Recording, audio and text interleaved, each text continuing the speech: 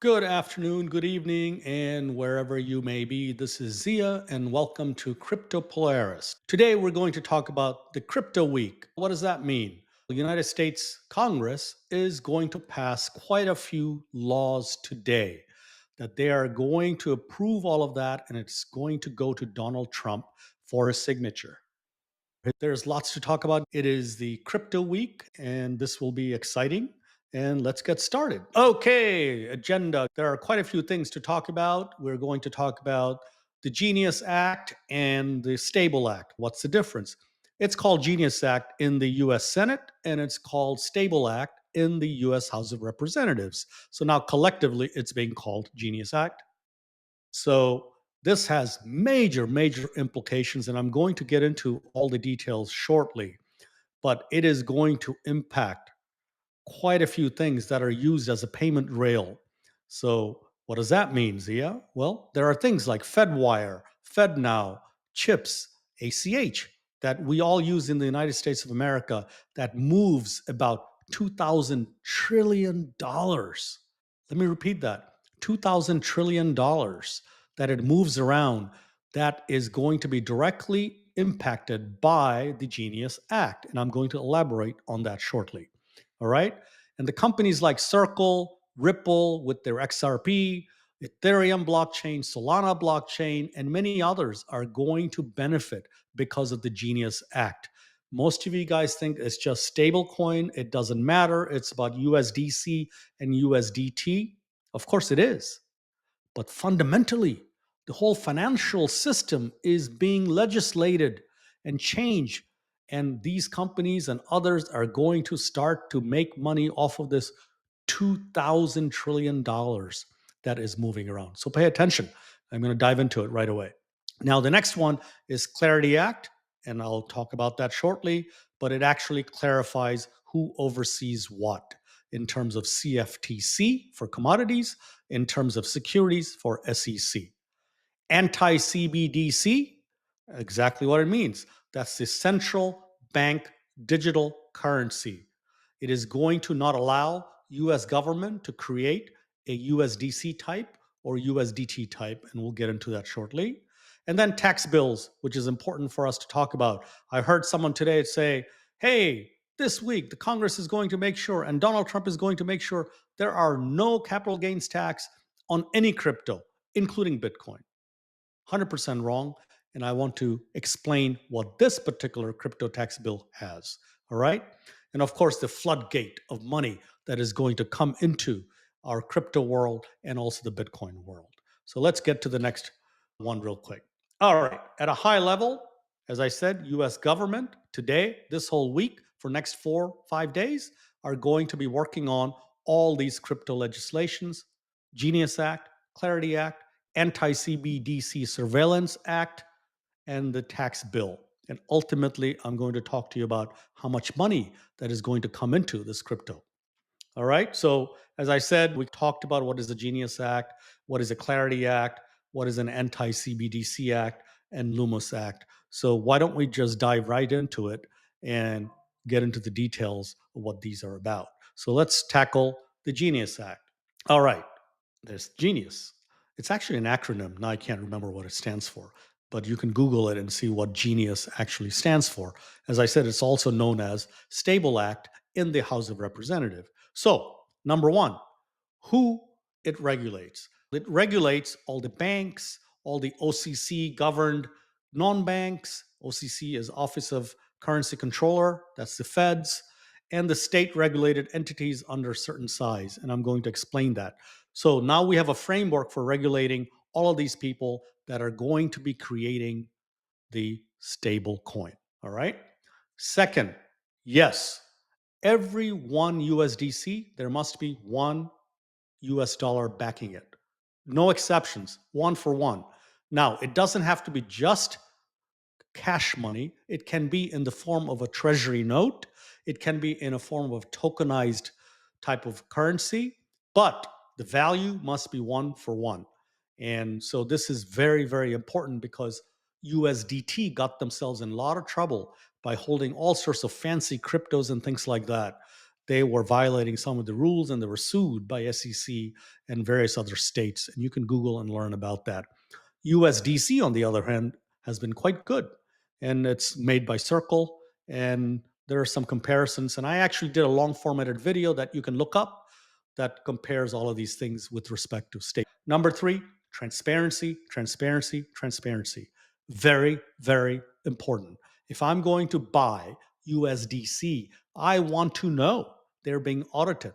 I want to know their CEO and CFO signs in the dotted line assuring me that they are guaranteeing that they have one for one. Not only that, they have to submit monthly statements that they must authorize and sign. And third, they must be audited by a reputable accounting firm. Very important. Number four, no yield effectively means you can't earn interest. I don't know why. It's funny that USDC backed by fiat cannot earn interest. However, you can earn rewards. That's funny. Reward, maybe it's not called money, but you will get some other form of USDC that I believe is going to be a reward. Okay.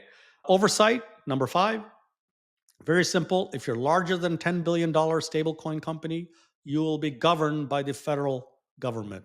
And if you're less than $10 billion, whichever state you're registered in, that state will oversee that. So I think this is a good framework to have. And then, of course, this is a big deal. They're going to pass it today, if they haven't already passed it, or by tomorrow, which is Tuesday. And Donald Trump is supposed to sign the Genius Act into law by tomorrow. I've never heard these things going at speed of light. It's interesting how these things are happening, and I'll add some comments at the end why these things are happening. So let's move on to the next one, which is the Clarity Act. Again, I picked 6 things. There's a lot more, but at a high level, let's talk about number 1. Who regulates this? They have defined and clarified. See, we never had clarity in terms of what is a commodity, what is a security. Now, this act is going to tell you that CFTC, that's the federal side that oversees commodities, will oversee commodities such as Bitcoin, Ethereum, Solana, XRP. And then things that are not commodities, such as securities, will be overseen by SEC. Now, it's very important to understand what is what. So let's go to number 2. There's a clear definition of what is a commodity and what is a security. So pretty much anything that is the authentic coin, Bitcoin or Ethereum or Solana or XRP are commodities. Now, there are some few more things to it, and which we'll come to it. But at the same time, let's say, have you Googled it? Go to Coin Market today. There are over 18 million cryptocurrencies, and most of the 18 millions, or 99.99% of them, are tokens. They're built on top of Solana, they're built on top of Ethereum, what have you, SUI, and all of that. So people can easily create a token. I can go right now in less than 5 minutes on Solana, create a token called Zia, or create a token called Crypto Polaris, and I start selling it. Those, which are tokens, are going to be governed as a security. I am so glad to hear that, because we need all of these, forgive me, shit coins, scam coins, and all of these things to be gotten rid of. It is time. There is no reason why we should have 18 million cryptocurrencies. 99.99% of them will be gone once this Clarity Act is signed by Donald Trump. I am super excited about that. Number 3, it's very important. Now that we have a framework of who regulates, all of these things are going to be governed with respect to commodities, regulations, rules, and policies enforced by CFTC. So the exchanges, brokers, and e-dealers, electronic dealers, are all governed by CFTC. All right? So that's exciting. Number 4 is related to number 2. So if you want to be a commodity, you must be sufficiently decentralized, meaning many nodes run that blockchain. So Ethereum, Solana, XRP, and Bitcoin, and many others are really decentralized. And you must be a mature blockchain. Okay, you can't just create one today, ICO, and say, I am governed by CFTC. So these frameworks are being created now. Before anybody could create anything and sell and raise an ICO, in the world of crypto, we call them ICO. It's initial coin offering, just like IPO, initial public offering. And then number 5 is very important. As I said, if you are less than 10 billion or you're more than 10 billion, you register at the state level or you register at the federal level. So if there are inconsistencies between states, federal government's laws and framework will supersede that. So that's also good for clarity. And then last but not least, this week, House is going to completely pass it, full House vote. It will go to the Senate. Senate will quickly pass it, and then it will go to Trump's desk, hopefully in August, and he's going to sign that into a law. And I am super excited about that. So let's keep going. Now we've got the Anti-CBDC Surveillance Act. As I mentioned, this has to do with central bank, meaning our federal government cannot have a stable coin. So, official definition is number 1, a digital form of money. Number 2, issued by Federal Reserve and makes the public liable. All of these things are it's against all of that. So they define what are the things that this bill is against. So that's number 1. Number 2 is a lot of backers. A lot of backers. This policy has a lot of backers by the bankers, privacy groups, and also small business coalitions and people that really believe in decentralization. So lots of backers. This is obviously passing. Donald Trump agrees with this as well. What does it do? It prevents and bars federal government from having CBDC. That's number 3. Number 4, why it matters, and number 5, why it matters even more. Number 4, it matters because if the federal government had a central stablecoin, guess what? They can see what books I'm buying. They can see what movies I'm watching. They can see everything about my spending habits. We don't want our federal government to know that. I'm perfectly fine with private companies having it. And private companies, that's number 5, will be governed all the laws that prevent them from providing this information and protect our privacy. Federal government will need a warrant signed by judge to get this information from the private company, just like everything else. So this is very, very good. And again, just like the Clarity Act, this will be passed this week by whole House vote, then go to the Senate. They will sign it and approve it quickly, and it will go to Trump's desk by August. We're hoping this will be signed. Donald Trump already said, bring it to my desk by August. I'm signing it. So we are excited about all of these 3. Now, one more to go, which is the Lummis crypto tax bill. Well, what the heck is that? Cynthia Lummis, the senator from Wyoming, the fearless leader, have been working day and night to make sure the crypto initiatives move forward. So she has this crypto tax bill this week, and it is going to look at all of these things. So let me clarify these things. No, no, no. No capital gains tax issues. This has nothing to do with capital gains. So number 1, if you spend less than $5,000 a year on cryptocurrency using any stable coin, it won't be taxed. Or one transaction less than $300. So if you do 10 $300 transactions, that's $3,000, and that won't be taxed. So up to $5,000 in 1 year, but one transaction cannot be more than $300. Don't ask me why. These are weird rules, but that's what it is. Okay, it's better than nothing. Number 2, this is really well needed. Our miners for Bitcoin, when they mine, as soon as they mine, they would have to pay tax on it. And then when they stake that and take the stake out, they would have to pay tax on that. So double taxation is removed, which is very good and will be treated like an ordinary income only when you sell it once. Okay? Number 3, wash sale. Enjoy all of this before it passes sometime in August, because right now, let's say you bought Bitcoin, you lost money. You bought again within 30 days, another Bitcoin, you lost money. And then within another 30 days, you bought Bitcoin, you lost money. I'm just giving you a hypothetical. You cannot wash trade, meaning keep using those as a loss on your tax returns. Okay?